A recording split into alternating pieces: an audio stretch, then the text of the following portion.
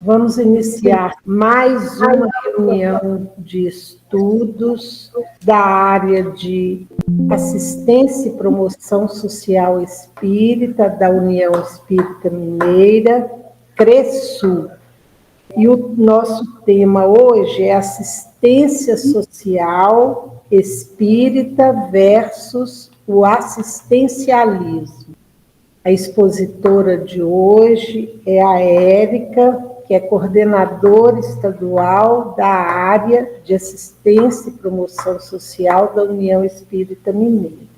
E esse estudo nós estamos fazendo uma vez por mês. O próximo estudo será no dia 2 de junho. Ana Lúcia, você poderia fazer a prece para nós, por gentileza? Então vamos elevar nossos pensamentos e agradecer principalmente por mais uma vez estarmos aqui tentando nos melhorar através desse estudo, melhorar a vida do nosso irmão assistido, trocando ideias, pedindo a Deus que nos ilumine, que abra o nosso coração e nossas mentes para tudo que vamos discutir hoje aqui. Que esses estudos sejam cada vez mais fecundos, cada vez mais nos auxiliem, sempre com a ajuda dos nossos amigos espirituais. Então, uma boa noite de estudo a todos, que assim seja, graças a Deus. Obrigada. Que assim seja.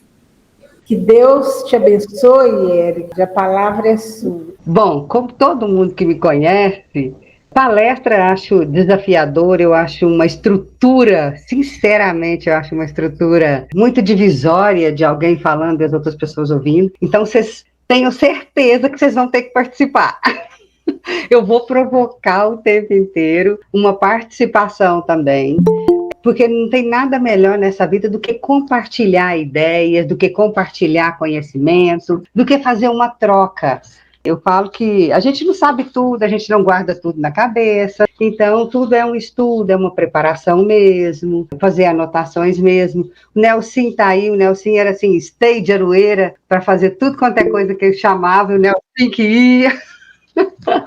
Mas agora eu tenho entendido que a gente vai compartilhando junto também. A estrutura de só palestra, ela foge um pouco da questão da participação, das pessoas estarem juntas, de se colocarem, de trocar informação sobre um determinado conhecimento. Mas beleza, então, ó, gente, obrigado por todo mundo estar aqui. Nós vamos trabalhar nesse sentido, eu vou fazer alguns slides, o Antônio se prontificou, eu pedi para ele compartilhar o slide para mim, porque eu gosto de estar vendo a tela e o Meet não dá essa chance, e aí ele vai compartilhar para nós. Eu mandei uma mensagem para todo mundo ler, vocês leram, gente? Sim! Podem responder, tá, gente? Pode vir falar sim. Eu mandei essa mensagem do Emmanuel. Muito bem, o pessoal tá pondo até o dedinho aqui assim, tá vendo? Gostei desse negócio, dessa informação desse jeito aqui, como imagem, que eu nem sabia que muito legal, gente. Então, olha só, eu pedi para trazer essa mensagem, para vocês darem uma olhada, porque primeiro que ela aprofunda nos conceitos que nós vamos trabalhar, e ela também traz algo que a gente tem fixado muito, do movimentador dos nossos corações, para que a gente permaneça nesse trabalho, para que a gente esteja nesse trabalho. E ela, para mim, assim, nossa, foi um divisor de águas, a gente trabalha com ela há muito tempo, no sentido de criação até, porque a gente tinha uma coisa muito grande, assim, o que é que o doutrinário traz para nós, que ele direciona o nosso trabalho? O que a doutrina espírita fala? E fala assim, faz isso ou faz aquilo? Quais as diretrizes, quais os conceitos norteadores das nossas ações? Então, essa mensagem vem muito como para nortear mesmo o trabalho. Então, eu deixei, todo mundo já leu, que bom, quem não leu, leia, que ela vai falar sobre não só, que é entrando um pouco no conceito do que a gente vai trabalhar, assistência ao assistencialismo. Então, já vem falando não só. E aí, ele vai falar que não só receber e dar. No finalzinho aí, a última frase, não só receber e dar, mas também ensinar e aprender. Então, aqui já traz para a gente um solzinho ali na nossa informação. E isso fica muito marcado, não só receber e dar, eu não vou ser só doadora, eu não vou só ficar recebendo coisas, mas eu também posso ensinar e posso aprender ao mesmo tempo. Por isso que eu gosto das informações compartilhadas, de aprender e de ensinar o tempo todo. E aí aqui, no que está escrito de vermelho, quando a gente foi construir o movimento federativo, da gente pensar no movimento de trabalho da assistência, essa mensagem ajudou a gente a criar um gráfico, um circulograma, um redondograma, um termo que a gente tem usado para esse trabalho. Então, olha só, a gente pegou. Aqui vai falar, muitos crentes preferem apenas dar e outros a se circunscrever simplesmente em saber. As atividades de todos os benfeitores dessa espécie são úteis, mas incompletas. Ambas as classes podem sofrer presunção venenosa. Então, a gente confiar demais em saber ou receber, em dar ou receber, confiante que aquela é a única, é uma presunção venenosa. Então, Emmanuel traz para nós assim, ó, bondade e conhecimento, pão e luz, amparo e iluminação, sentimento e consciência são arcos divinos que integram os círculos perfeitos da caridade. Esse círculo começou a ser construído a partir dessa mensagem do Emmanuel. Ele fala que esses termos, esses valores vão formar os círculos do arco perfeito da caridade. Então, ele vai falar de amparo, mas ele fala de iluminação. Ele fala de sentimento, mas ele fala de consciência. Ele fala de pão e fala de luz. Ele fala de bondade, mas ele fala de conhecimento. Então, percebem que nesse contexto, quando a gente vê a palavra caridade no Livro dos Espíritos, o que é caridade, benevolência, indulgência, perdão, que vocês já até estudaram aí, a gente vai perceber que esse trabalho, ele precisa contemplar essas virtudes, esses atos dentro desse trabalho de caridade, a benevolência, a indulgência, o perdão, para formar esses arcos divinos. Então, quando Alcione fala lá no livro também de meditar, sentir e viver as palavras de Jesus, talvez a gente, na assistência, precise entender isso com mais profundidade, de meditar, de sentir e viver. Porque quando fala de sentimento e consciência, fala de muito mais coisa do que a gente fica trazendo só em atos, às vezes, que não estão de ajuda verdadeira ao próximo, vamos dizer assim. Então, tem uma frase que eu gosto muito também, de intensificar de forma mais intensa o bem. Então, um dos princípios é assim, a gente intensificar o bem, indistintamente. E o imperativo também de autossublimação, para que outras pessoas se renovem. A autossublimação na relação com outras pessoas, e isso colabora com o andar da carruagem do outro. Aí, contemplando aqui a questão da Sul, que tem um trabalho muito legal e que vocês têm conseguido juntar pessoas para estudarem juntos e compartilhar conhecimento aí, e a melhora das ações, a partir disso aqui foi construído a partir disso, a gente foi construindo esse gráfico, esse circulograma, a partir daquela mensagem do Emmanuel, para tentar mostrar esse coletivo e esse trabalho que Minas precisa. Nós temos 5 regionais, quase 2.500 casas ou 3.000 casas, porque tem casas que não estão cadastradas nos CREs, na federativa, e aí a gente não tem mãos, pés, para trabalhar isso tudo. Então, a gente precisou começar a construir grupos, trabalhos, mostrar para as pessoas onde que elas estão. Eu coloquei aqui especificadamente o da Sul, para mostrar que a Sul, ela tem aqui, ó, 6 CREs, e AMES, a gente não tem um número ainda claro e definido de quantas AMES tem cada CRE, vocês sabiam? A gente não conseguiu ainda cadastrar o número de AMES que cada CRE tem, mas a gente ainda vai conseguir.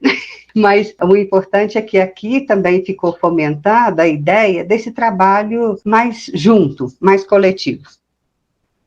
A ideia é se construir grupos de trabalho, de estudo, de troca de ideias, de trabalhos da APS que deram certo em alguns lugares. Essa é a ideia, da gente se juntar do jeito que a região achar, quiser, e achar legal, mas fazer esse trabalho que não seja tão solitário.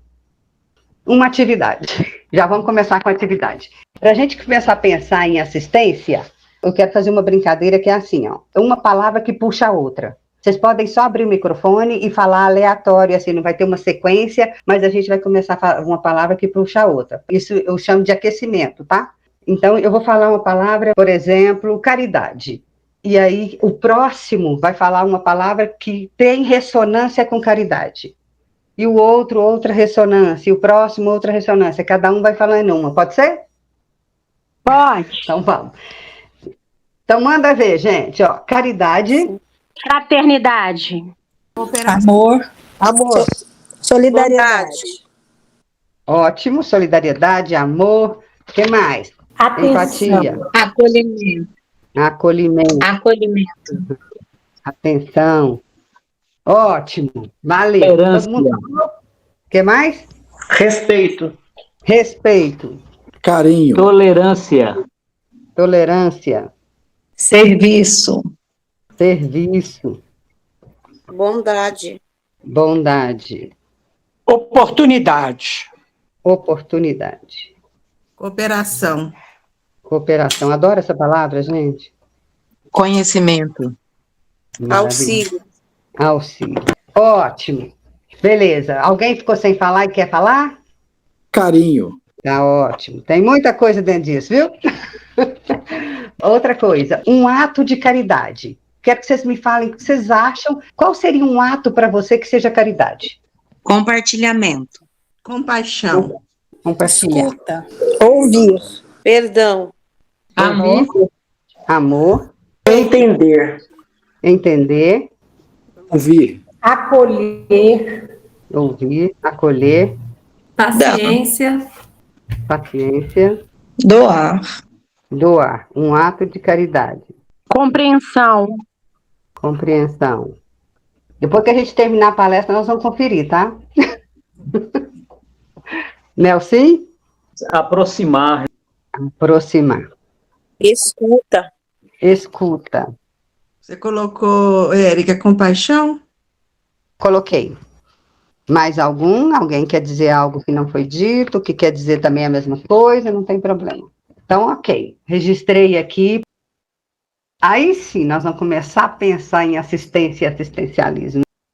Eu peguei 2 significados. O significado de assistência eu peguei no livro do Emmanuel, Respostas, chama lição de assistência. É a caridade em ação. Primeira frase dele lá, ele coloca, é a caridade em ação. É o conjunto de atividades para atender adequadamente todos os que procuram o centro espírita para esclarecimento, orientação, ajuda e assistência espiritual e moral. Esse final está na orientação ao centro espírita, no capítulo 3. Assistencialismo, peguei no dicionário. É depreciativo, é prática, o sistema político que promove assistência momentânea e pontual aos membros mais carenciados de uma comunidade, sem que se combatam as causas dessa situação de carência.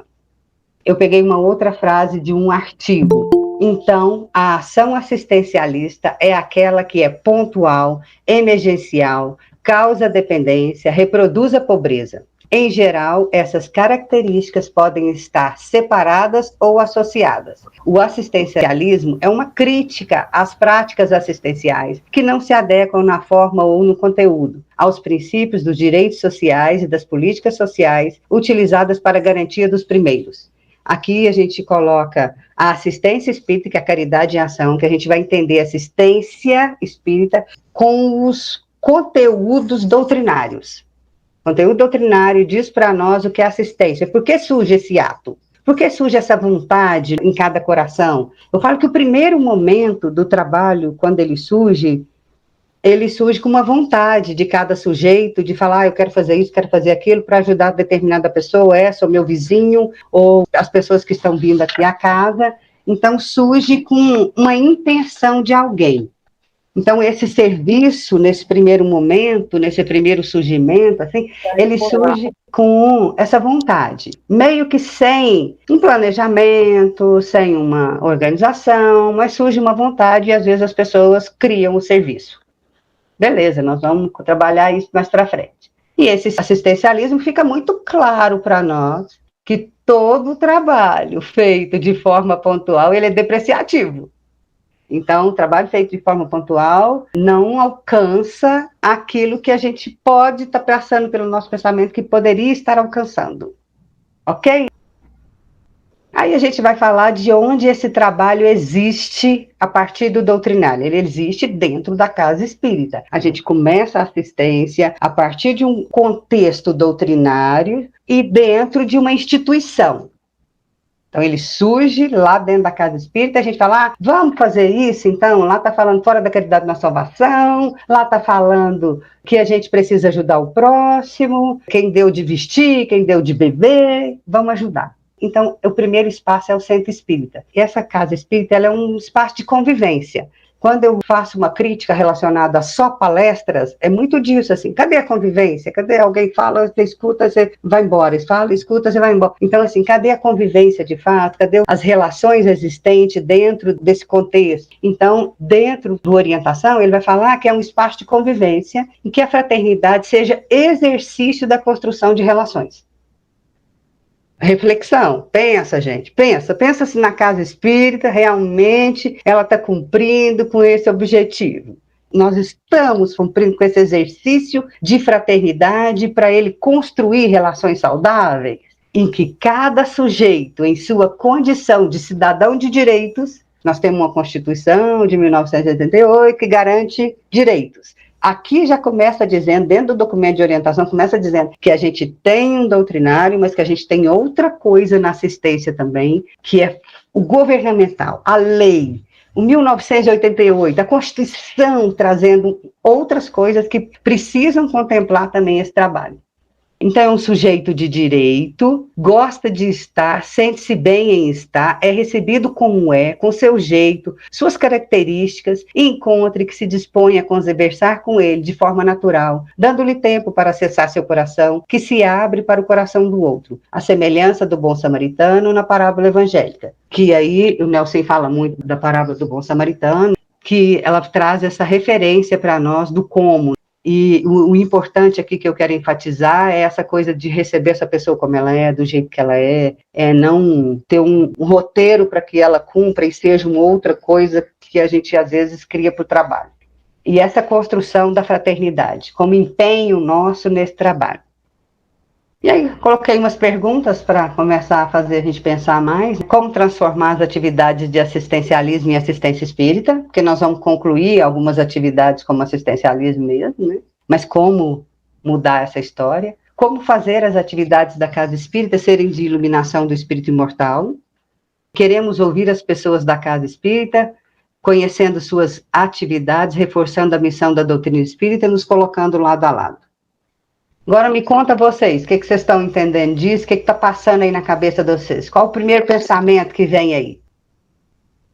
E nós estamos precisando aprender muito, Érica. Cada dia é uma surra, né, Soraya? Eu, na verdade, eu fiz, depois que eu entrei para a promoção social do Célia, que eu vi algumas coisas, e do pouco que eu sei da doutrina, eu vi que não estava muito batendo as coisas que eu estava vendo. Onde surgiu o desejo de estudar mais e fazer o serviço social. Aham. Foi por isso que eu fiz o serviço social. Porque quando eu escutei amigos achando maravilhoso dar cesta básica 30 anos para uma mesma família, eu falei, peraí, tem alguma coisa errada. Tem um não cumprimento aí de alguma coisa, né? Nós, como espíritas, e ter essa relação e achar que isso é saudável, que isso é correto, eu fiquei muito assim, deu aquela estranheza, falei, gente, não, acho que tem alguma coisa errada aí. E aí, quando você coloca tudo isso, quanto ainda as casas, nós mesmos, como espíritas, precisamos entender esse processo. O que realmente é assistência social. De achar que o irmão tem que ficar dependente da gente para o resto da vida por causa de uma cesta básica e de achar que isso a gente está sendo bem caridosos, nossa senhora. Não é nem o outro. Dircineia levantou a mão. Não é interessante ela falar isso, né, que me veio aí à cabeça, no que eu já escutei em algumas casas aqui no nosso CRE, aqui em Juiz de Fora, né? O que? Às vezes, quando alguém fala assim, não, fulano já está aqui há tanto tempo, já tem um neto trabalhando, isso, a gente vai tirar a cesta. Aí a gente escuta assim, não pode. Onde está a nossa caridade? Vamos esperar mais um tempo, a pessoa está precisando. Então, assim, a gente mesmo cria essa dependência da pessoa conosco e ela aí se acomoda nisso e não buscar outras coisas. Então, eu escuto muito isso. Não, a gente tem que ver com a caridade, cada um tem o seu tempo, vamos devagar. Falei, mas agora ela falou 30 anos, a gente já está indo devagar. Nossa Senhora, e eu estava pensando nisso, né? Como é que a gente erra e como é que é difícil a gente, inclusive, mostrar isso para as pessoas, que às vezes não é falta de caridade, é caridade para a pessoa andar. Você mesmo escreveu, está lá no cartaz, não é dar o peixe, é ensinar a pescar. É o Antônio que escreveu, viu? Ficou legal, viu, Antônio? Vamos pensar nisso. Lucimar levantou a mão. Obrigado, viu, Dicineia e Soraya. Muito legal aí as reflexões. Tá com dificuldade para pensar. Eu falo assim, é um desafio muito desafiador a caridade dentro das nossas casas. Um dia eu já tive esse pensamento também, viu? De que era uma covardia estar tirando uma cesta do irmão que precisava. Mas aí eu entrei, foi quando eu entrei lá no irmão Anselmo, e eu cheguei lá e tinha um cenário desse, que o pessoal estava 10, 15, 20, recebendo uma cesta básica. Eu falei, não, peraí, vocês fazem acompanhamento, vocês têm um cadastro, faz visita? Não fazemos, não tem pessoal para isso. Falei, tá, então vamos montar um grupinho. Então montamos um grupinho, era eu e mais 2 pessoas, começamos a fazer visitas. E aí nós identificamos tantas outras necessidades de caridade, a caridade de um emprego, de fazer um currículo, de fazer um óculos, de atender às várias demandas. Porque se uma pessoa está há 30 anos, 20 indo em um local, ela não está só pedindo comida, ela tem outras necessidades. E nós, quanto espíritas, a gente precisa ter esse olhar apurado para ver qual é realmente a necessidade do meu irmão. Você dizer um não é mais caridoso do que você falar sim o tempo todo. Dependendo da forma que você fala esse não também. Tem isso, falar um não de coração e não da boca para fora. Essa experiência que eu queria compartilhar. Legal, Simar, obrigada, viu? Ana Lúcia? Então, eu concordo com o que elas falaram, que eu acho que a falta de caridade é a gente escravizar essa pessoa, fazer dela dependente da gente, dependente da casa, mas aí eu fico pensando, mas e quando isso já aconteceu? Acho que todas as casas acontecem isso, quando você tem uma família que você acompanha há 30 anos, como que você vai cortar de repente a cesta dessa família, que já está dependente? Aí eu me pergunto muito também, porque aí a gente tem um caso assim, lá na casa de uma família que está praticamente 30 anos na casa e até hoje precisa da cesta todo mês. E de repente resolveram cortar. E a gente sabe que vai fazer falta para essa família, essa cesta, vai fazer muita falta. Então, assim, nesses 30 anos não foi feito muita coisa, eu vejo assim, porque senão a pessoa já tinha se libertado. Essa pessoa foi escravizada. E agora você não pode também deixar, porque senão essa pessoa vai sofrer. Então aí que eu fico sofrendo também, porque aí eu não sei como que a gente vai libertar essa pessoa que sempre ficou presa ali à casa espírita. Como que de repente você vai cortar a cesta dessa família? Então é muito difícil, é difícil. A gente tem muita coisa para conversar ainda e vai aparecer coisas que vão te ajudar nessa reflexão, tá, Ana? Não vou falar nada agora, mas vai aparecer. Eu vou deixar 2 pessoas falarem e vou encerrar para a gente continuar, tá? Maria Aparecida e depois a Ana Emília. Eu queria dizer que para essa questão do trabalho social na casa espírita, nós temos que ter muita sensibilidade. Mas eu acredito, sim, firmemente que todas as casas espíritas têm lá a sua questão, seu departamento, a sua parte administrativa e essas coisas, e que as pessoas estão sempre se reciclando. estão sempre procurando melhorar o trabalho que estão fazendo dentro da casa espírita e fazendo realmente essas visitas, fazendo ficha para as pessoas, verificando as condições das famílias. Eu acredito que a maioria dos centros espíritas trabalham assim. E mesmo na questão de tirar uma cesta básica de uma família, tem que ter realmente certa sensibilidade. Não é que vai ficar a pessoa recebendo 30 anos uma cesta básica, mas também há que ter, né, um critério de seleção, essas coisas todas, para oferecer e também para retirar. Né? É só isso que eu queria falar. Obrigada, viu, Maria Petida? A gente vai trabalhar muito ainda, vocês vão entender melhor aí essa ideia. Ana Emília? Depois que eu ouvi essa aí de 30 anos ajudando uma família, essa preocupação, essa dor de manter isso aí ou não manter, eu acho que isso aí é mais coisa da própria pessoa espírita. Parece que ela está querendo fazer caridade o tempo todo. Ela não está entendendo, acho que só dá o alimento. Ali está geração em geração, já foi a avó, agora a filha, agora a neta. Já aconteceu isso aí com a gente, uma coisa que levou a gente a pensar. Então, nós temos de ser espíritas, mas também com certo discernimento. Não podemos deixar assim as coisas acontecer e andando assim dessa forma, não. Somos espíritas, mas não podemos ficar com dó do outro e mais dó da gente mesmo. Nós temos que fazer caridade. Acredito que seja assim. Não errar com o outro é importante. Obrigada, viu, Ana Emília? Então, olha só, eu vou trazer duas etapas. Uma, eu vou trazer esse doutrinário, que norteia o trabalho, e depois eu vou trazer reflexões de outros autores, tá?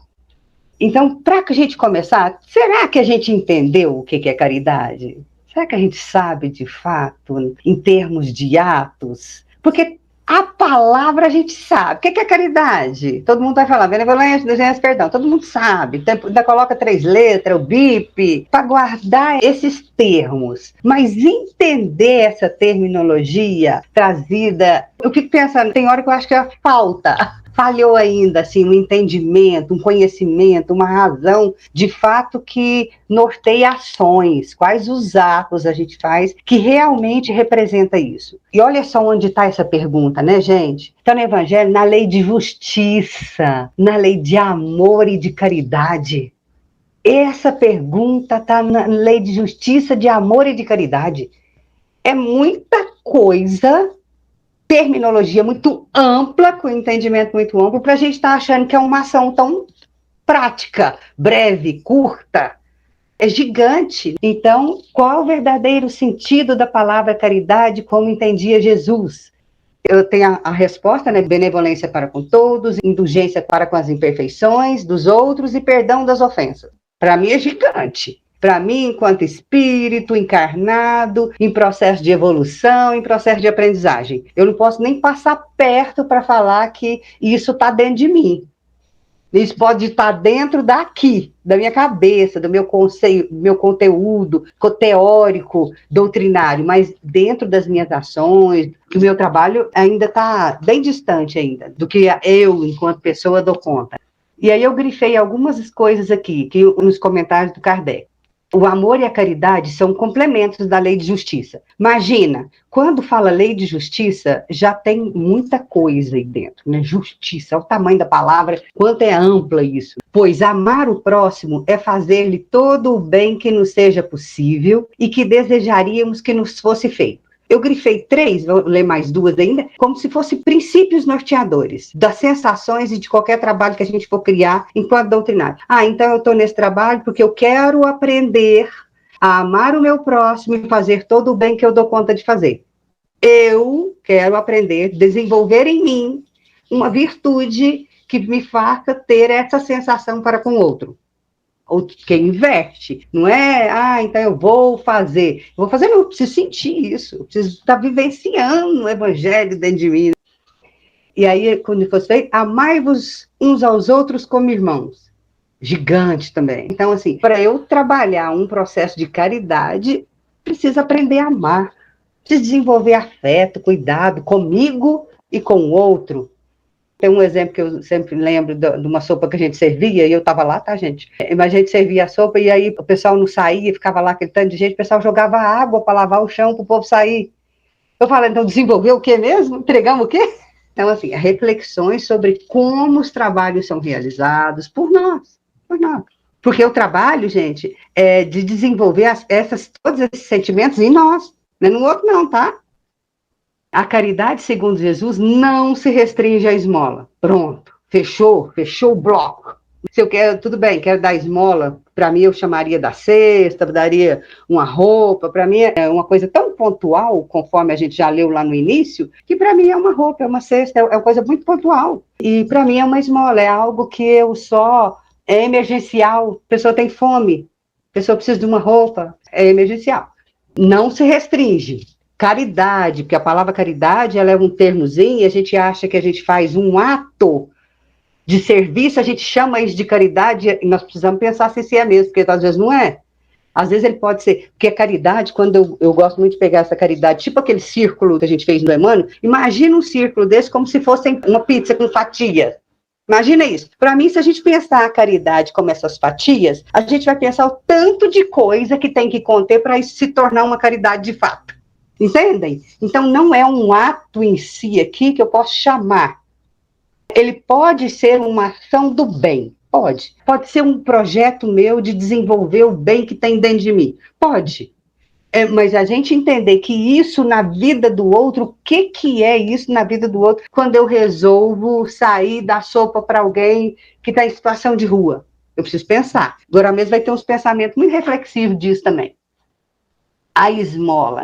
Não se restringe à esmola. A caridade abrange todas as relações em que nos achamos com os nossos semelhantes, sejam eles nossos inferiores, nossos iguais, nossos superiores, sejam quem for, isso está relacionado às relações. A caridade abrange a todas as relações. Soraya quer contribuir? Manda ver, Soraya. Se não puder, eu falo no final, hein? Não, a gente vai devagar e sempre aqui. Tudo isso que você falou, nada melhor de estar colocando isso em ação quando a gente faz o trabalho de voluntário. Porque na hora que a gente fala que eu vou ser voluntário, eu estou querendo praticar todas essas ações. Só que a gente não é voluntário. A gente está muito mais para voluntarioso do que para voluntário. Porque se não for do meu jeito, eu não faço.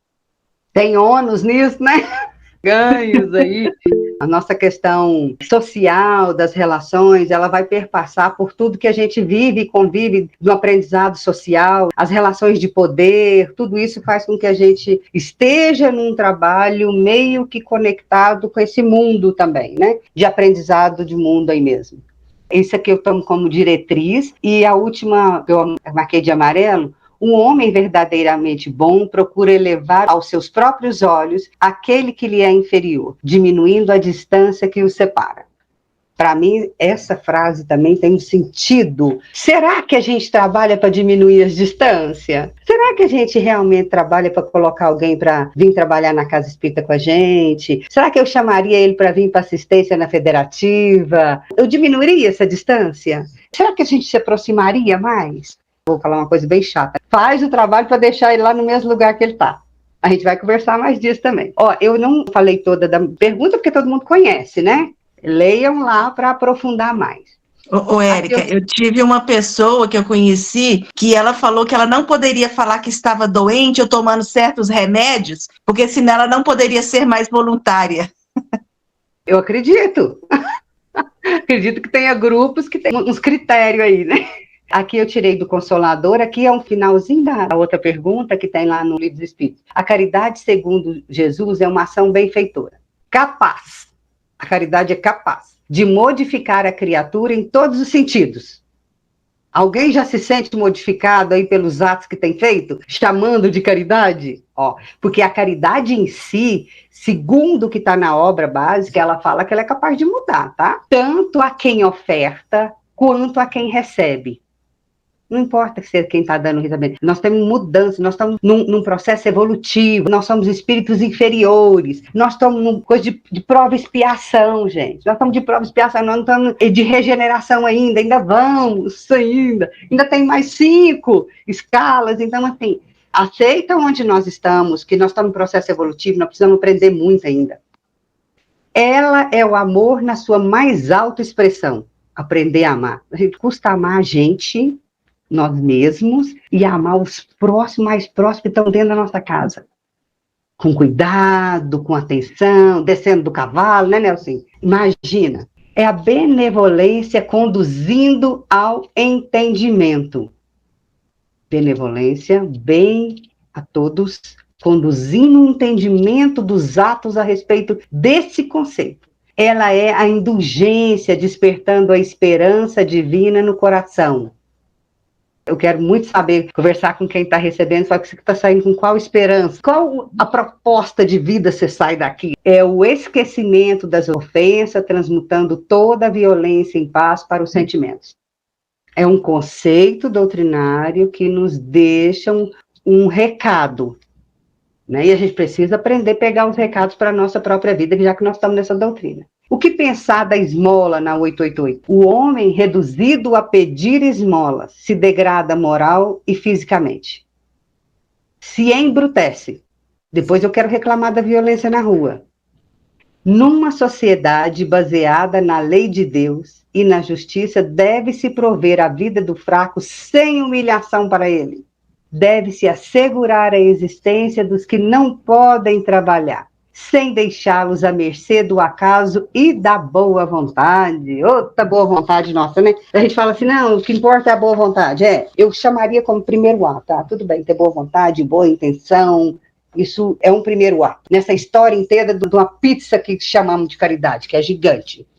O entendimento disso e os atos relacionados a isso. Mas eu acho tão legal essa pergunta, eu ponho ela por causa disso, porque é as circunstâncias sociais com que a gente alimenta pessoas nesse lugar, de ficarem lá nas situações que eles estão, de dependência, de necessidade, porque a gente não tem ações que promovam uma outra coisa, embrutece as pessoas ficam amargas também, elas se sentem injustiçadas, porque vê tanta gente com tanta coisa e fala, meu Deus, porque eu estou aqui?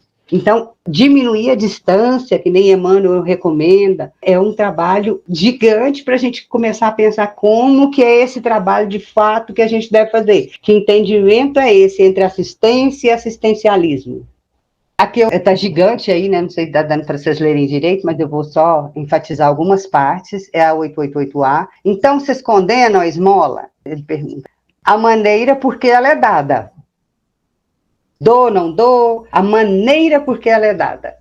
A verdadeira caridade é sempre boa e benevolente, tanto está no alto quanto na maneira de fazê-la.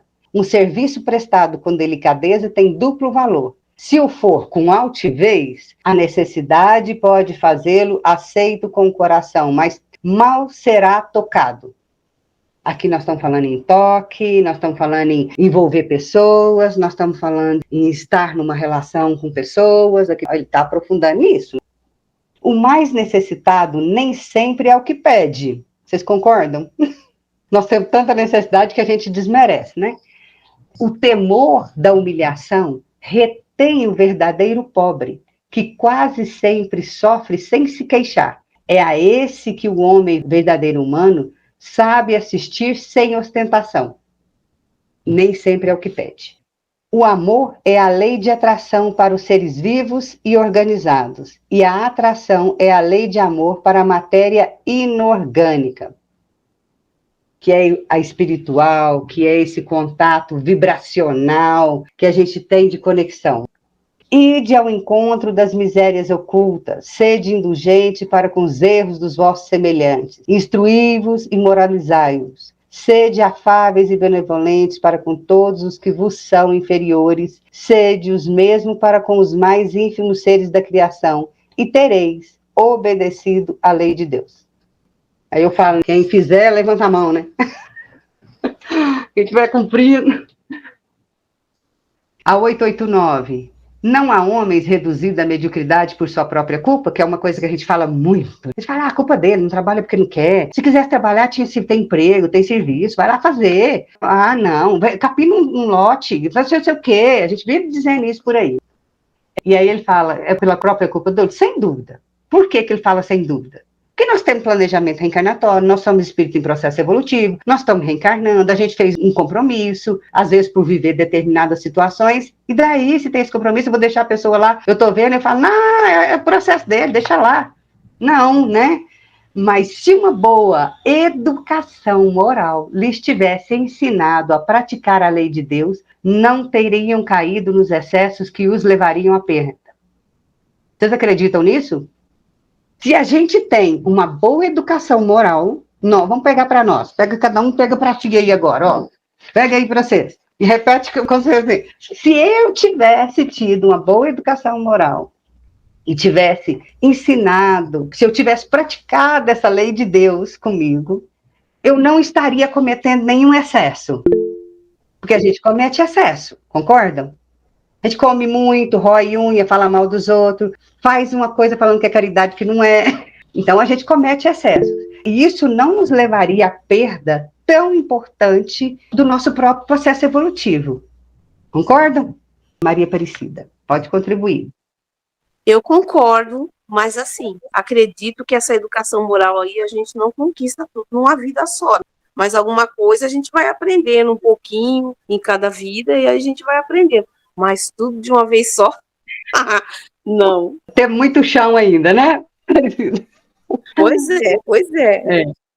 Alguém falou a questão da infância e alguém ressaltou. Muito legal. Olha a importância dessa construção. Se a gente for construindo isso de caridade, de assistência social, com esse tanto de terminologia, sem entender direito qual é o nosso papel de fato, e aí as pessoas que vão crescendo vão entendendo isso tudo trocado. Olha a nossa briga aí com a Soraya atrás, assim, eu vi lá atrás o pessoal tratando e pedindo alguns comportamentos que só podia estar ali se fosse desse formato. Então, é um processo de aprendizado mesmo. É um caminho, né, Aparecida? Os meios de subsistência faltam frequentemente a esses indivíduos, mesmo em meio da abundância que os cerca. O pessoal mora numa cidade, a cidade às vezes tem comida jogada no lixo, uma bagunça, tudo, comida que sobra em restaurante, milhões de coisas.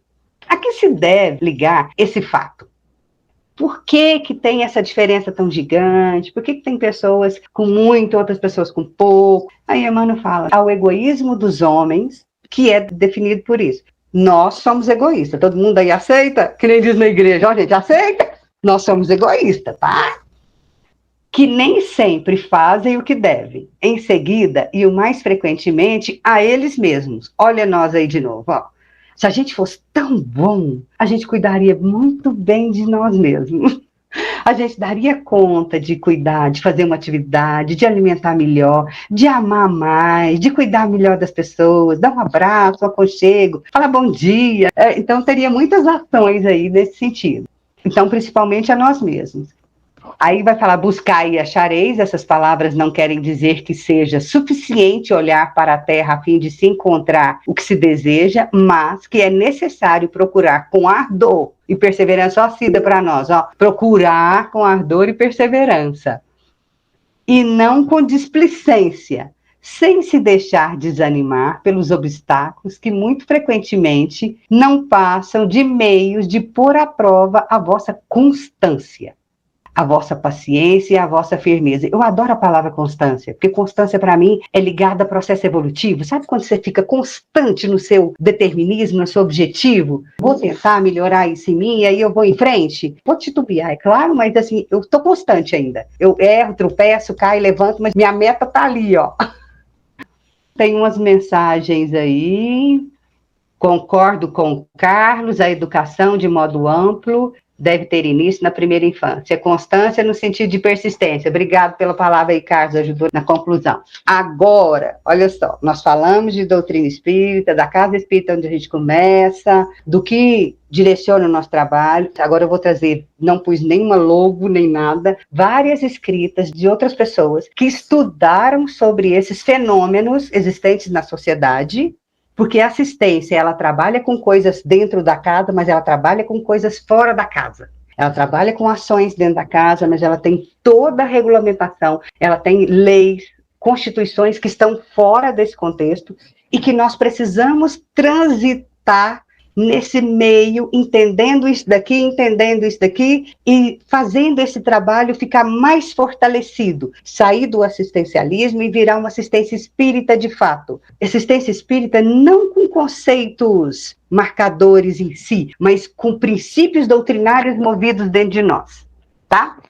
Então, dentro desse primeiro cara que eu vou trazer aqui, a maioria dele, do Alayon, ele vai falar, se acreditamos que a simples implementação de algumas atividades de bem-estar social, sem considerar a erradicação das causas profundas do atraso e da dependência, é a fórmula e a panaceia para solucionar os problemas sociais, estaremos, sem dúvidas, imersos no creticismo do assistencialismo. Frase forte, né, gente? Eu achei forte, mas eu achei importante de trazer para nós. A gente tem questões que a gente precisa saber também de estudos e fundamentações científicas a partir de estudos sobre a nossa sociedade. Então, se a gente não considerar a erradicação das causas, o que causa essa história toda das diferenciações e as dependências, nós vamos ter problemas ainda, nós vamos continuar com problemas. Ficamos nos efeitos e não nos aprofundamos na causa, o Carlos falou. Além de não serem erradicadas as causas geradoras da pobreza e suas sequelas, a própria ação paliativa, vamos analisar, as nossas ações ainda estão em caráter paliativo ou elas estão em caráter realmente de mudança? Paliativo sempre foi muito insuficiente e sequer chegou a equilibrar a quantidade de problemas criados com a atenção que lhes é oferecida. Concordam? Outra frase dele muito forte também. E olha que ele escreveu isso em 89, tá? Eu não sei, não concordo com isso. Que, Aparecida? Fala. Olha só, eu acho assim, tudo bem, tem todas essas questões, mas é melhor fazer alguma coisa do que não fazer nada, né? Sim, é isso que nós vamos chegar lá no final, tá bom? Ok.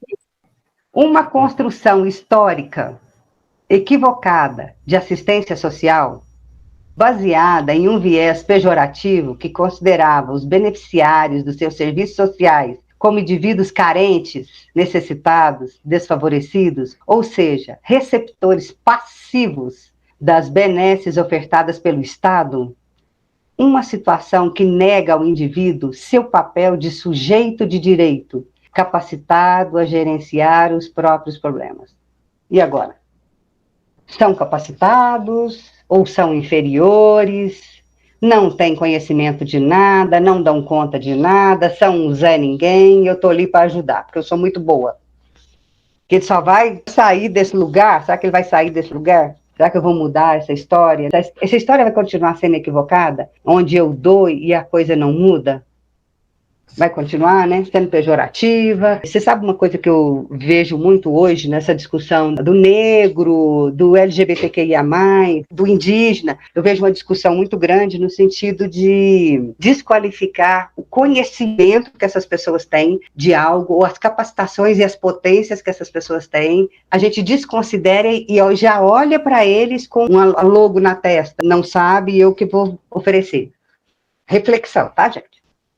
O assistencialismo é uma das atividades sociais que, historicamente, as classes dominantes implementaram para reduzir minimamente a miséria, em geral, e para perpetuar o sistema de exploração. A sua essência é sempre a mesma, à margem da vontade dos agentes intervenientes, oferecer algum alívio para relativizar e travar o conflito, para garantir a preservação de privilégio em mão de poucos. E, gente, isso não é mentira, isso é verdade. A gente tem um gráfico do dinheiro no Brasil, de 1% da classe que detém acima dos 5 mil, de uma classe que detém dos 5 mil a um salário mínimo, e de uma classe que tem menos de um salário mínimo. Existe um gráfico, vocês olham lá no YouTube, procuram no Google, vocês vão ver um gráfico desse financeiro na mão de uma classe. automaticamente, essa classe detém, ele faz um gráfico aqui da quantidade da sociedade, e de cá eles fazem um gráfico do financeiro. Aqui o financeiro da classe de 1% é gigante, aqui mais ou menos, e aqui quase nada. 50% da população vive com menos de um salário mínimo. Então, gigante esse recado que a gente, às vezes, não para olhar. Se a gente quer fazer um trabalho legal, não estou falando para não fazer, nós vamos fazer, né? Nós a gente está fazendo, mas é um trabalho gigante, é para 50% da população. Não é um ou outro, ou dois ou três. Por isso, quando o Belmiro deve ter vindo aqui e falado, a gente precisa de organização, planejamento e sustentabilidade. Nós vamos precisar. Aqui, eu peguei parte do artigo de um menino, que ele chama José Pedro Simões. Ele pegou um artigo e foi fazer uma reflexão com pesquisa científica de resultados das casas que estavam respondendo a ele. Então, ele fez uma pesquisa. E ele fala, o assistencialismo espírita não está apenas nas concepções expressas nos manuais oficiais. Ele chama de manuais oficiais o nosso documento de orientação. Ele pegou desde 2013 até 2018. Ele está também na forma como nós, espíritas, nos organizamos para o trabalho assistencial e como ele próprio é executado. É uma crítica que ele está fazendo a nós. E eu trouxe para ouvir a crítica dos outros. Nós temos que aprender a ouvir crítica alheia. Nós não podemos fechar muito o leque e falar, não, eu estou fazendo aqui, está tudo certo, está ótimo, está bom. Vamos refletir, porque nós estamos numa doutrina de evolução. O processo é evolutivo. Nós precisamos provocar a evolução em nós. Nós não podemos pegar um serviço, colocar e falar, está pronto e acabado. Esse final de semana nós fomos em uma cidade vizinha de Belo Horizonte, que agora eu falo a memória, e tinha uma... Nova Lima. E aí, o que aconteceu? A pessoa tinha feito um roteirozinho com 5 etapas de processo de atendimento à pessoa. Tipo assim, ouvir, orientar, é como se fosse assim, ouvir, orientar, acompanhar, levar o doutrinário, levar as ações para a pessoa pensar. É mais ou menos isso, não é bem isso não, tá, gente? Mas vou te falar só porque existe um roteiro. Aí ele fez um PowerPoint, criou isso, aí outra pessoa dentro da casa já virou para ele e falou assim, mas a gente não pode ter isso muito conservado, a gente entende que é uma boa ideia, uma boa criatividade, mas a gente tem que jogar meio livre para as pessoas mudarem e alterarem também, darem as suas contribuições. E aí a pessoa já tranca do lado de lá. Entendem o nosso processo, gente? A gente às vezes tem uma ideia linda e maravilhosa, e a gente acredita nisso, é bom que a gente acredite nos potenciais, mas a gente tem uma ideia linda e maravilhosa, mas a gente tem bilhões de pessoas no planeta que também podem ter ideia linda e maravilhosa. Quando a gente começou na assistência na federativa, todos os PowerPoints, nossa, às vezes algumas pessoas nem gostam dessa ideia, eu falo, os PowerPoints são alterados, mudados, o kit apps é alterado, mudado, podem contribuir, podem trocar, pode tirar, pode pôr, porque é pretensão nossa da gente achar que eu tenho uma ideia e a minha ideia é única. O próprio Kardec, na construção da obra básica, as instruções vieram diversificadas, de diversos lugares, e não eram uma pessoa, pum, não. As ideias estavam em diversos lugares. Então, é importante a gente dar essa contribuição. Hoje, ninguém mais detém o conhecimento, ele é público, está na rede. Muito bem, Carlos. E está mesmo. Eu falo que o conhecimento também, ele é mutável. O conhecimento está nascendo todo dia. Cada dia nasce conhecimento na cabeça de alguns que estão prontos e preparados para esse momento. E aí é mais conhecimento novo, mais coisa nova. O ovo um dia presta, outro dia não presta, o abacate um dia é bom, outro dia é ruim, né?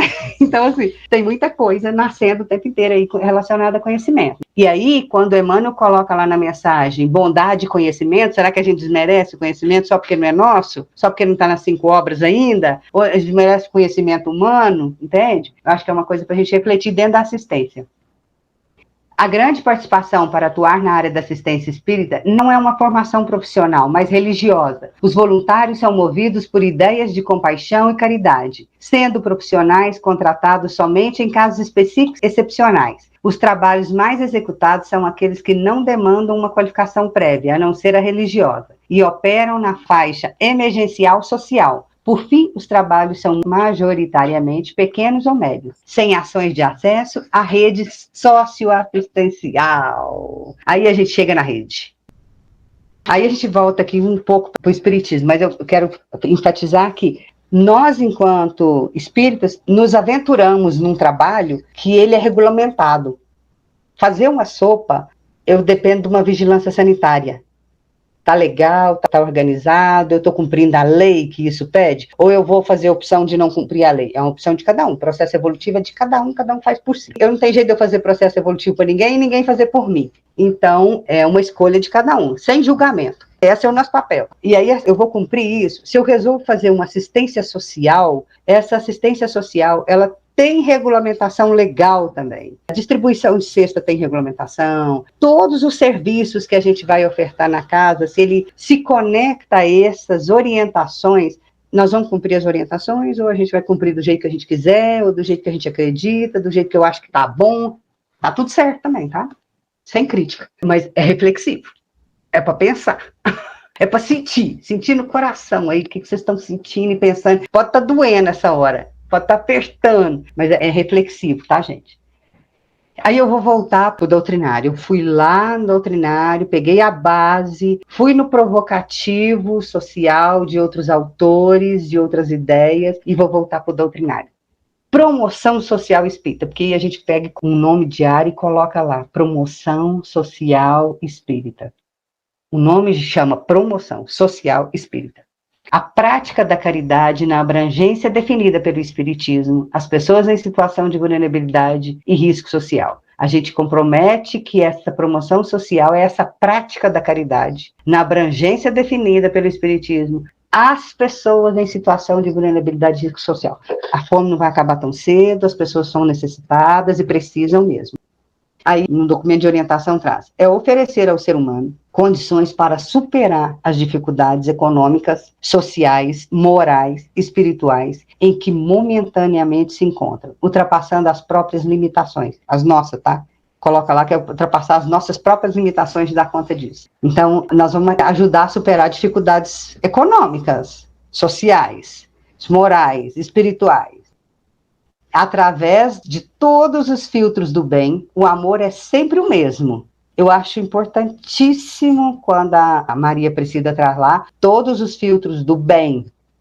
Nós temos a intenção do bem. Não podemos cercar também a intenção do bem. Quando o netinho do Evangelho, ele fala comigo assim, uma vez quando a gente discutindo sobre isso, aí ele falou, Érica, e se alguém reencarna com o propósito de dar comida para as pessoas, porque ele tirou comida de muita gente? Um propósito desse, numa reencarnação, já é um mérito de ser trabalhado pelo sujeito. Então, ele falou comigo, você não pode tirar a oportunidade de alguém que reencarna com essa... Eu falei, quem sou eu para pedir a oportunidade de alguém, né? Mas eu gosto muito de discutir sobre as coisas e chegar num consenso, assim, de entender de fato. E aí ele fala isso, então, assim, são ações do bem, ações que eu me predisponho, mas a gente precisa entender o que é essa ação e qual o sentido dela, na minha vida e na do outro. E quais as outras ações são realmente de promoção, quais as outras ações são realmente de desvincular a pessoa do que ele vem trazendo. Aí fala assim, ó, é sempre o mesmo, o amor. Ah, outra coisa, nós estamos a desenvolver o afeto, o amor, aprendendo a amar, mas enquanto as dádivas materiais, invariavelmente benditas, são benditas, porque as pessoas têm fome mesmo, supre as exigências exteriores. Bom, já defini, vou dar cesta, tudo bem, e vou matar a fome dessa pessoa. Ok, estou fazendo isso. Vou aproximar, vou descer do cavalo, vou lá ver quem que é essa pessoa, essa família, saber como é que ela está, o que ela está fazendo com isso? Deveria. Seria um passo a mais, mas vai estar no coração de cada um. No Estude Viva ele vai falar assim, ó, as doações do espírito interferem no íntimo. Olha o que ele coloca. Dissipando as trevas que se acumulam no reino da alma. Também achei fantástico, porque ele vai falar que se você que quer fazer uma ação do bem e se doar do seu espírito de fato, que nem diz Joana de Ângeles, se a sua intenção, a intenção que te move para o ato, se a sua intenção for verdadeira, sincera, é uma doação de espírito que vai sair pelos poros, a sua energia e vibração para o outro, ela vai interferir no seu íntimo, que vai dissipar suas trevas também, e que vai acumular essa sensação no reino, no seu íntimo, na sua alma. O Carlos fala, preciso saber de qual fome estamos falando. Isso mesmo. De qual fome estamos falando e perguntando ao assistido. Você tem fome de quê? Adoro aquela música também. Você tem fome de quê? É isso, a gente precisa saber do assistido, o que ele precisa. Eu quero te dar sopa, você quer? Mas você precisa de mais alguma coisa? Tem mais alguma coisa que você está precisando? Ah, quero roupa, quero sapato. Ah, e mais alguma coisa que você está precisando? Lembrar de Jesus, o que tu queres? O que tu queres? Com certeza. Cadê a coragem de perguntar, né? Quero um atendimento fraterno, quero conversar um pouco, quero falar da minha vida, quero reclamar um pouco, né? Deixa reclamar, né? Deixa a pessoa falar. Tenho direito, estou ali para isso. À medida que o homem se cristianiza, tá no Consolador, iluminando as suas energias interiores, mais se afasta da condição de pedinte, para alcançar a condição elevada do mérito, pelas expressões sadias do seu trabalho. Vocês acreditam nisso, gente? Se realmente vocês têm fé nisso? Olha, o Emmanuel traz lá no Consolador. À medida que o homem se cristianiza, ele está falando da pessoa que a gente assiste, porque ele fala, olha, se afasta da condição de pedinte. As obras da caridade material, somente, não é eu que estou falando não, é Emmanuel, tá, gente? Alcança sua feição divina quando colima a espiritualização do homem. Ponto, final, pum. O que ele faz com essa espiritualização? O que é isso? Renovando-lhes os valores íntimos. Por quê? Reformada a criatura humana em Jesus Cristo, teremos na Terra uma sociedade transformada? Ó, para vocês verem. Aí eu pergunto de novo, vocês acreditam nisso? Vocês têm fé, vocês têm certeza? Se vocês renovar os valores íntimos, nas questões que Jesus trouxe, vocês acham que a Terra vai mudar? Vai ter uma sociedade transformada? Todos somos carentes de reforma íntima. Somos mesmo, Carlos. Em primeiro momento, essa assistência é para nós. A gente às vezes não entende isso, não, mas o primeiro lugar é nosso. Onde o lar genuinamente cristão será naturalmente asilo de todos os que sofrem. Então, gente, a Terra é para transformar, ela vai trazer de prova e expiação para regeneração, ela vai se transformar. Eu vou dizer uma coisa que eles falam muito, a gente queira ou não, o processo evolutivo vai acontecer com a gente, queira ou não, a gente pode parar, estacionar, mas vai acontecer. Então, melhor que a gente pegue logo no arreio e vai, né, as cordinhas embora junto aí. Conclusões e encaminhamentos. Agora é a parte de vocês. Ó, 10 minutos, hein? Aham. Corri muito. Ó, tanto de gente, muito bom. Muito bom, Érica, suas colocações. Eu gostaria de lembrar que nós, com o nosso trabalho, nós não vamos salvar o mundo, mas se nós fizermos a nossa parte, doarmos o nosso melhor que nós temos no nosso íntimo, nós vamos conseguir salvar alguns.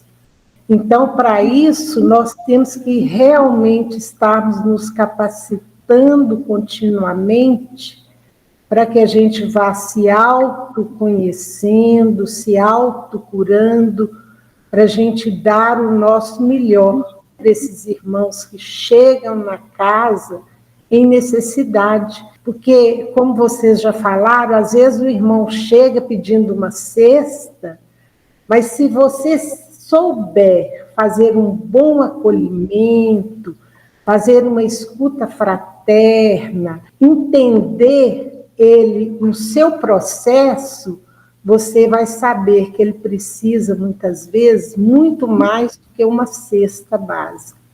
Então, a forma como nós acolhemos, ela é fundamental para você saber qual é a real necessidade daquele irmão que chega.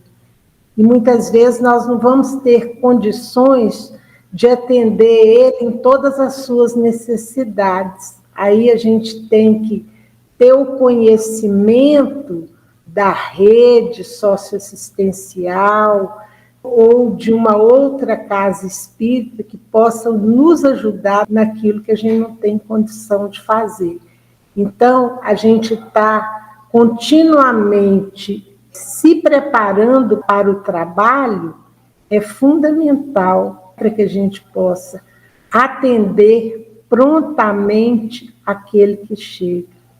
Sim, eu vou pedir para vocês levantarem a mão e vou ler a resposta da Maria Aparecida aqui. Ela fala que uma das conclusões a que cheguei é que ainda precisamos trabalhar muito a nossa humildade, desenvolver mais a nossa sensibilidade diante da necessidade dos irmãos que chegam até nós. Muito legal, Maria, porque é isso mesmo, a gente precisa mesmo estar aí disposto a essa ajuda. A gente está discutindo se eu dou cesta, se eu não dou, se eu dou uma roupa, se eu não dou. Nós não estamos discutindo isso. Eu trouxe o doutrinário e uma orientação da reflexão social. O doutrinário, ele nos organiza, ele nos dirige, ele norteia o nosso trabalho. Não dá para a gente falar do senso comum ou de opiniões pessoais. A fala nossa, do nosso trabalho, ela tem que estar conectada. O doutrinário diz isso para mim e a situação da organização social me diz isso. Imediatismo, trabalhar paliativos, a gente trouxe muito conteúdo nesse sentido. Então, essa reflexão para a gente fazer agora, para a gente tirar uma consideração de fato de dentro de cada um de vocês aí agora, um entendimento desse assistencialismo e realmente desse trabalho de assistência e promoção social espírita. E até onde ele vai. Pode falar, José. Já pegando na temática que você colocou aí, assistência e promoção espírita. Nossa, o que a gente pode levar para esses assistidos? Então, o evangélico pode, o católico, a prefeitura, o governo, todos eles podem levar amor, todos eles podem levar um bem material, comida, mas a gente tem que ter na cabeça que a gente é assistência e promoção espírita, que a gente pode levar espiritismo. A gente tem que levar, é obrigação nossa levar o espiritismo, porque tem muita gente que tem desorientação. E muitas vezes a gente deixa de falar, as pessoas estão desorientadas mesmo, elas estão por obsessões, por vários outros problemas, tentações. Então tem várias coisas que o espiritismo em si ensina muito e a gente acaba, sim, é claro, temos que falar de Jesus, temos que falar do amor, temos que falar disso, mas falta um tanto bom de espiritismo para poder ajudar na compreensão deles mesmos. Ô José, essa minha provocação é assim, eu falo ou eu vivencio o evangelho com ele? É vivenciar, não existe o falar. Falar ele já escuta a vida inteira.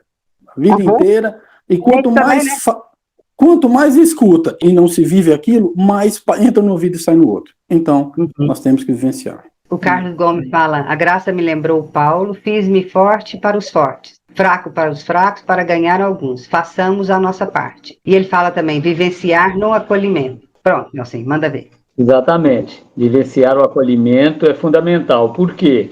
Foi muito falado a respeito do assistencialismo, que nós praticamos por muito tempo, e várias casas ainda, apesar de já ter chegado esse esclarecimento, esse conhecimento, nós temos há muito tempo, desde quando Jesus passou aqui, né? Há mais de 2000 anos, a doutrina espírita vem nos relembrar a forma de fazer caridade, nos apresentando que fora da caridade não há salvação, mas relembrando Jesus.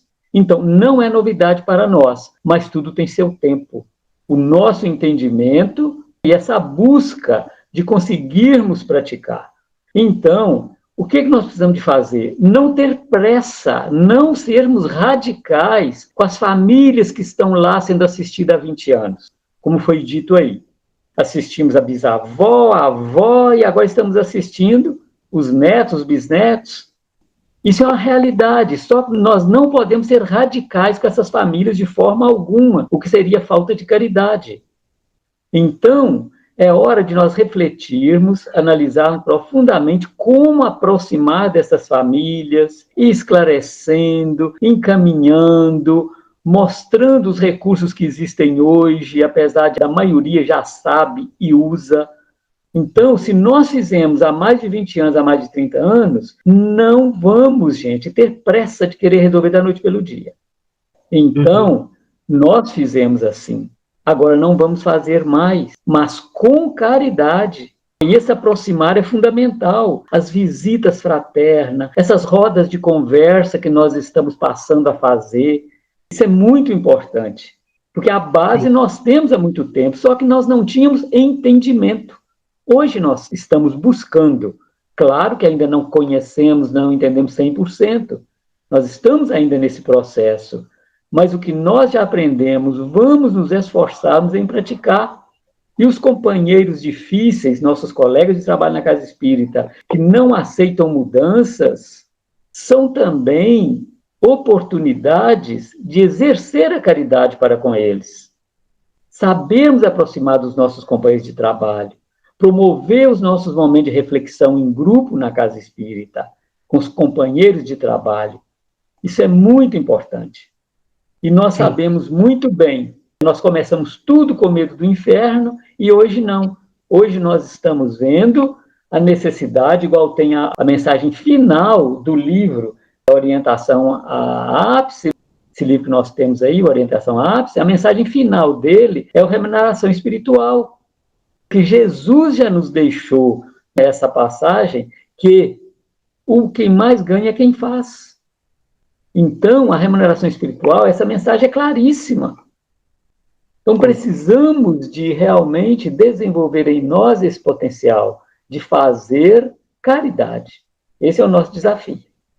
O Nelson falando, fico pensando, obrigado, Nelson. Com as perguntas da Ana e de outras pessoas, eu continuo dando cesta, eu faço do jeito que eu estou fazendo. Eu falo, gente, é justo? É justo eu tirar também? É justo eu fazer essa pessoa ficar num processo? Eu acho que isso tudo é uma reflexão tão pessoal, de olhar para aquela pessoa que você está dando. Você vai tirar só porque, que regra é essa que eu estou colocando, que eu devo dar ou não? Se já existe, eu tenho que ver essa pessoa, eu tenho que ir lá olhar essa pessoa, o que ela precisa de fato, qual é a necessidade dela. E aí, quando eu olho essa pessoa e saio para essa pessoa, aí eu já tenho todo um esquema externo montado. Aí eu tenho um CRAS, eu tenho um CREA se for necessidade, eu tenho que buscar os recursos que existem fora da casa para pensar nisso. Uma das mensagens do menino, ele fala, o profissionalismo, nós enquanto trabalhador da casa espírita, não é orientado para que a gente faça visitas em sistemas assistenciais. A gente precisa de um profissional de fato que conheça esse tipo de trabalho, de abordagem, conexão com a rede. Ah, que bom, vou até parar de falar. O Los Angeles. Para não, você está indo bem.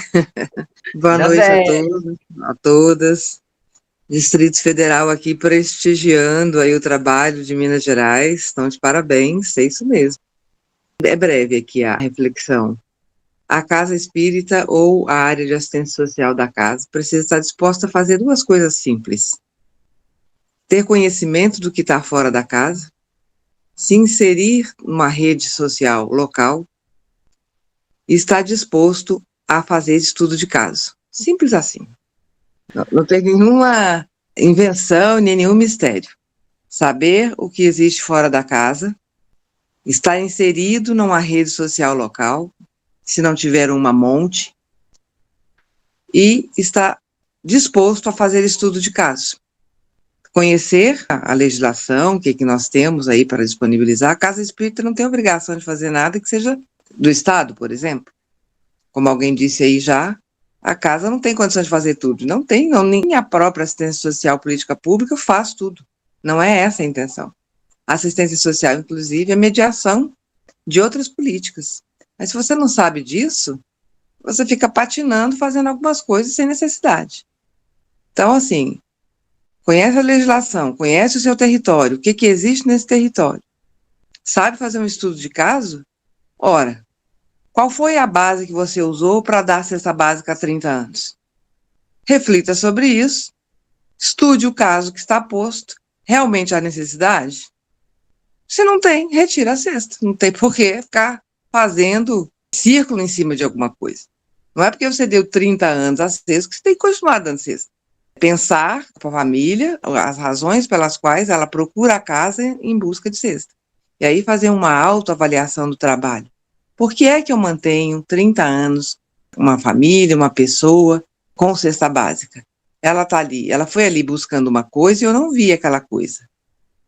Como eu só me predispus a fazer a cesta, é isso que eu dou e é isso que ela recebe. Alguém está achando, está fazendo de conta que está sendo atendida e o outro está fazendo de conta que está atendendo. É uma brincadeira de casinha que precisa ser repensada. Esse repensar passa por entender e trabalhar em rede social. Ninguém está falando para a casa espírita fazer nada sozinho, mas ele tem que estar aberto às informações e ao que existe para ele poder fazer orientação, esclarecimento e encaminhamento. e saber acompanhar isso. Se não sabe fazer isso, não está fazendo assistência social. Simples assim. É isso aí.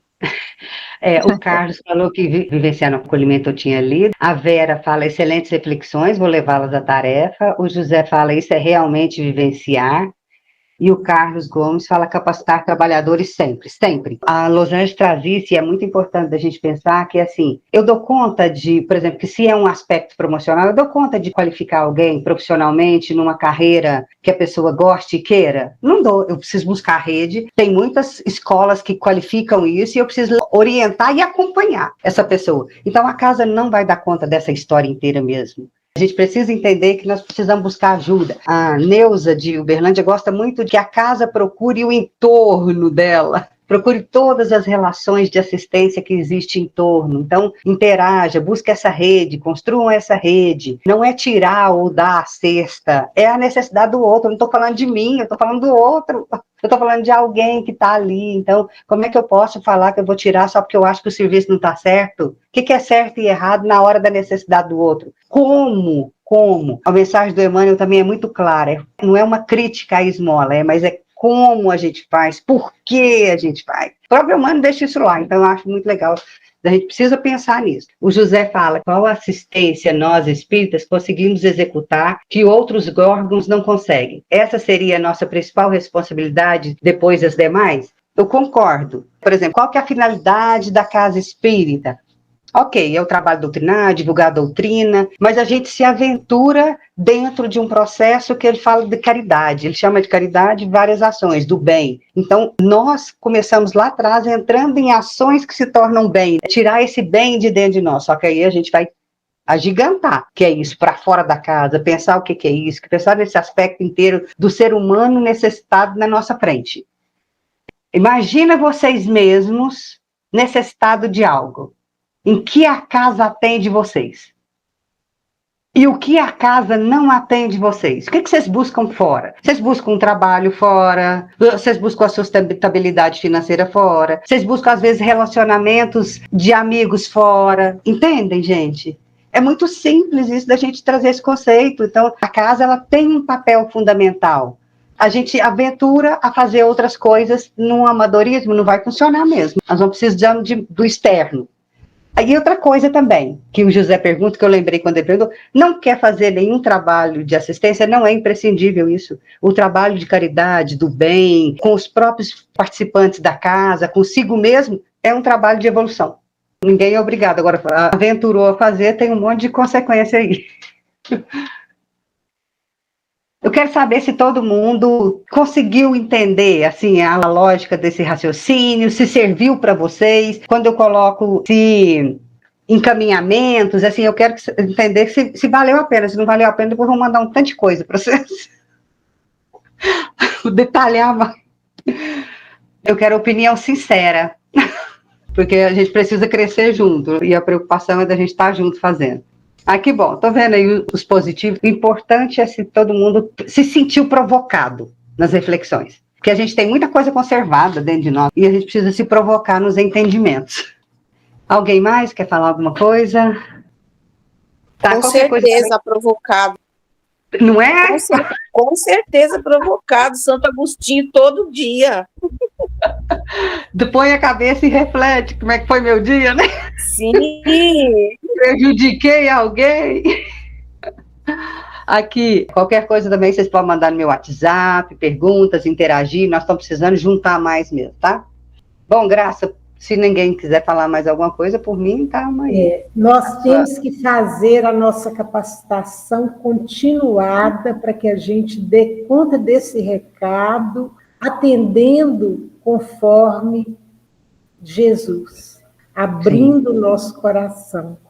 E aí a gente consegue acolher o irmão e trazer para junto de nós.